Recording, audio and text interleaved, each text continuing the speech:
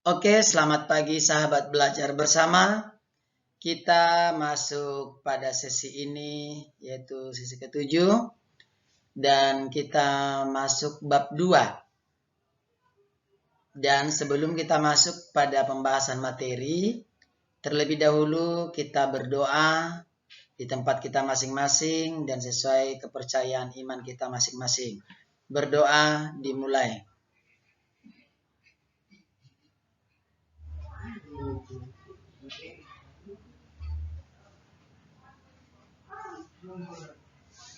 Berdoa selesai.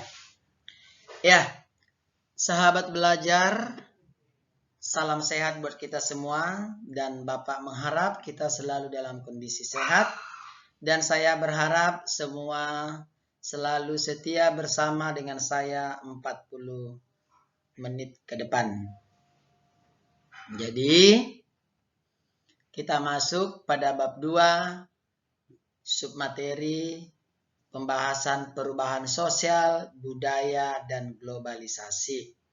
Kira-kira apa itu ya perubahan sosial budaya? Nah, adapun tujuan pembelajaran adalah mengetahui pengertian perubahan sosial budaya, dan untuk mengajak kita mampu menjelaskan bentuk-bentuk perubahan sosial budaya serta memahami aspek globalisasi di berbagai bidang kehidupan. Dan kita diajak juga supaya mampu menganalisis dampak globalisasi dalam kehidupan bangsa Indonesia. Serta kita diajak supaya mampu mendeskripsikan upaya menghadap globalisasi.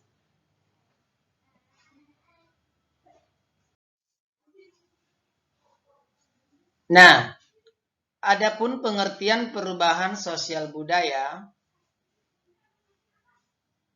menurut Kingsley Davids, perubahan sosial merupakan suatu perubahan terhadap sistem, struktur, dan fungsi sosial dalam masyarakat. Nih, jadi perubahan sosial budaya adalah suatu perubahan pada unsur sosial dan kebudayaan yang di dalamnya masyarakat, baik itu bersifat material maupun non-material. Bentuk-bentuk perubahan sosial bisa dilihat dari waktunya, pengaruhnya, dan perencanaannya. Nah, terjadi perubahan sosial. Terjadinya perubahan di dalam masyarakat tidak dapat dihindari, karena perubahan tersebut terkait dengan perubahan pada lembaga, nilai, perilaku, organisasi, kelompok, dan lapisan sosial. Perubahan sosial budaya meliputi berbagai hal seperti cara berpikir, cara berperilaku, dan perubahan alat-alat untuk memenuhi kebutuhan manusia. Nih, adapun perubahan yang kita perhatikan dari zaman, ya, sesuai dengan waktunya tadi yang dijelaskan, kita amati gambar ya anak-anak didik sahabat belajar bersama, di mana zaman pada masa pertanian zaman dulu masih menggunakan alat-alat tradisional. Dengan sekarang adanya perkembangan zaman mengikuti perkembangan teknologi, ya, dari mencangkul, ya, juga menggunakan alat kerbau, dan sekarang sudah menggunakan alat mesin traktor, dan juga dulu masih menggunakan manual, menanam padi, masih membutuhkan tenaga manusia secara langsung, begitu membutuhkan tenaga yang sangat banyak. Sekarang karena perkembangan teknologi sudah ada mesin untuk menanam padi. Nah, ini adalah perubahan-perubahannya ya. Dan di mana dulu kita juga memotong padi masih membutuhkan secara manual dengan sabit dan membanting ke benda yang sudah disusun rapi. Dengan adanya perkembangan teknologi, adanya juga perubahan yaitu dengan mesin tanpa membutuhkan tenaga manusia yang begitu banyak. Cukup satu orang aja yang mengontrol, bisa menghasilkan dengan hasil yang optimal. Iya, sekarang kita masuk pada bentuk perubahan sosial.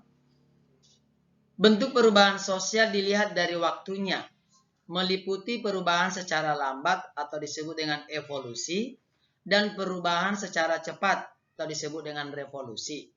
Apabila dilihat dari pengaruhnya, bentuk perubahan sosial dapat dibedakan atas perubahan yang pengaruhnya besar dan kecil. Dilihat dari perencanaannya, bentuk perubahan sosial dibedakan atas perubahan yang direncanakan dan ada juga tidak direncanakan. Nih, kita perhatikan ya, di mana dulu masyarakat pemukimannya dan tinggal di rumah yang sangat tradisional. Nah, sekarang mengalami perubahan rumah itu yang sudah sangat modern. Jadi sahabat belajar bersama coba diperhatikan secara seksama ya.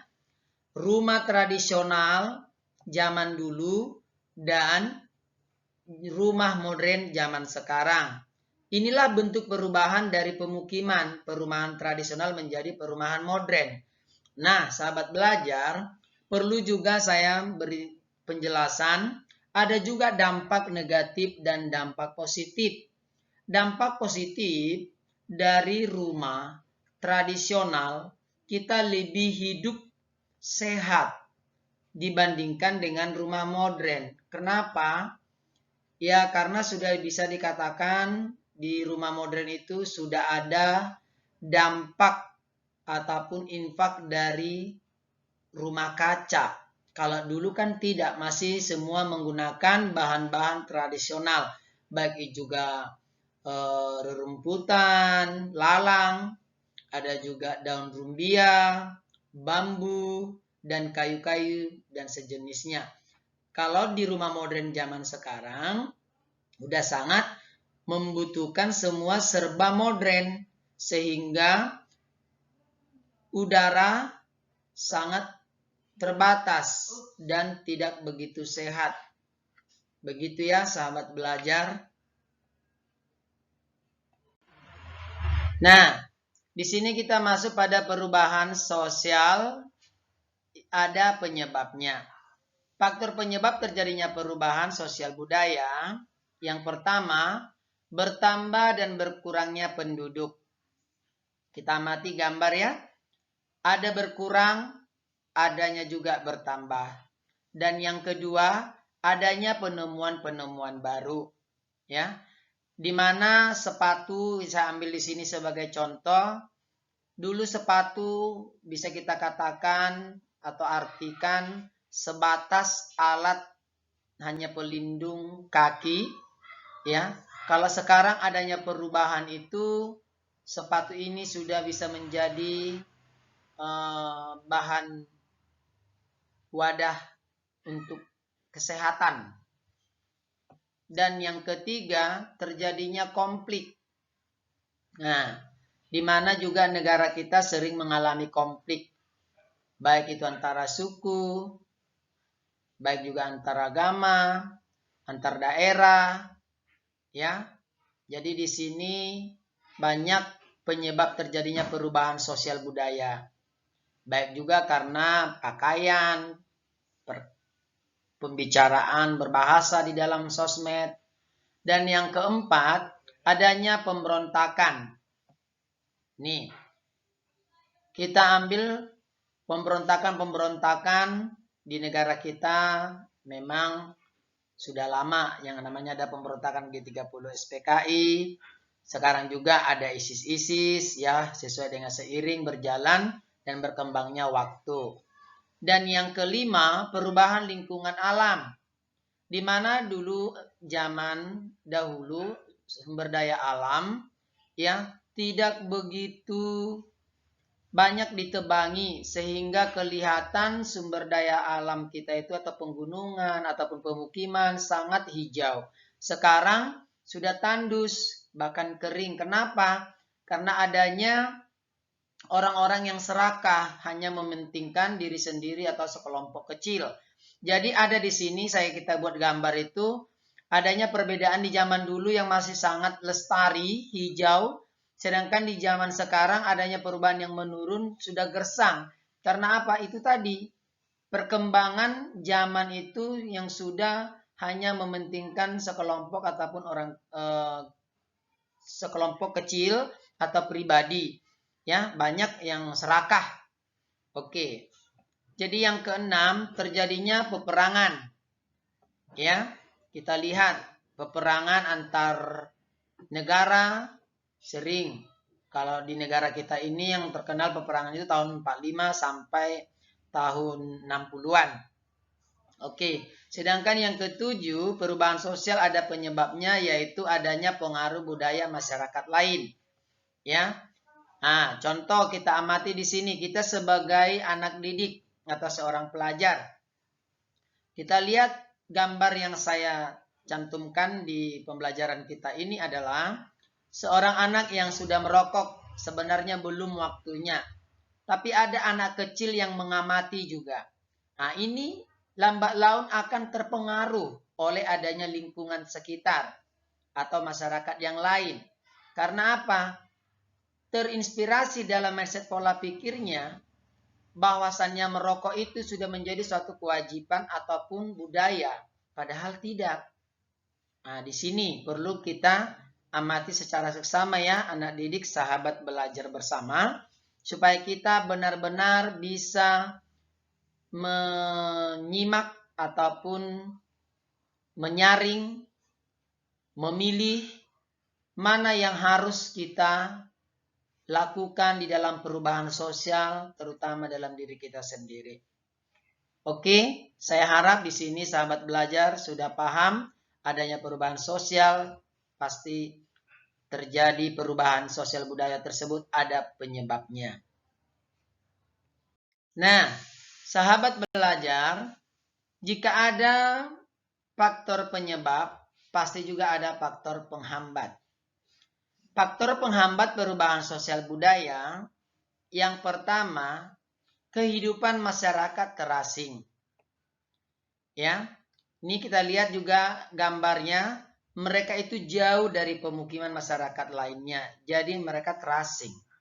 Dan yang kedua, faktor penghambat perubahan sosial budaya, perkembangan ilmu pengetahuan yang terlambat. Nah, kita lihat dari gambar ini, bagaimanalah mereka bisa mendapatkan pengetahuan dengan cepat, sedangkan mereka masih memiliki tempat tinggal yang jauh dari pemukiman atau perkotaan. Secara otomatis mereka terhalang untuk mendapatkan ilmu pengetahuan, baik dari sistem pembelajaran ataupun perkembangan teknologi. Dan yang ketiga, sikap masyarakat tradisional. Ya, sikap masyarakat tradisional, kita lihat di sini kita ambil juga contoh. Rumah masih berada posisi di pedesaan yang sangat jauh dari perkotaan, ya. Jadi pola pikir mereka itu masih serba tradisional, baik itu dalam perekonomian, budaya. Jadi terutama juga di sini budaya-budaya mereka itu masih kental. Oke, sahabat belajar.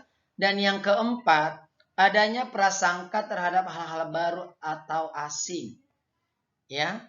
Nah, hal-hal yang baru, kita ambil contoh yang ini, yang tinggal di pedesaan yang jauh, yang menyeberangi sebuah sungai yang deras, dengan masih menggunakan alat penyeberangan itu dengan sangat ekstrim. Kenapa ekstrim? Ya, kita amati secara seksama ya sahabat belajar, sangat butuh ketelitian dan kehati-hatian. Nah, jadi adanya juga nanti, inilah faktor-faktor penghambat untuk perubahan sosial budaya itu. Ya, bagaimana mereka bisa cepat menerima segala sesuatu, baik informasi, baik ilmu pengetahuan, sedangkan mereka masih banyak faktor penghambat untuk perkembangan. Contoh ini, kita perhatikan.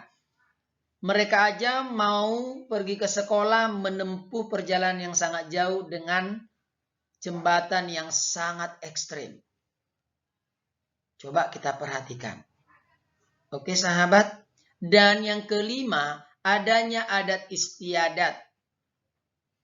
Nah, adat istiadat Indonesia atau benua Asia terkenal memiliki budaya yang sangat tinggi. Bahasa, suku, ras. Ya, ini adanya juga adat istiadat ini, apalagi masyarakat tradisional yang begitu kental adat istiadatnya masih mengutamakan hukum adat budaya mereka. Jadi ini juga salah satu faktor penghambat perubahan sosial. Kita ambil salah satu yang pernah saya tinggal di Aceh, ya, masuk di pemukiman masyarakat pedesaan. Mereka itu masih memperlakukan dengan syariat Islam yang sangat kental.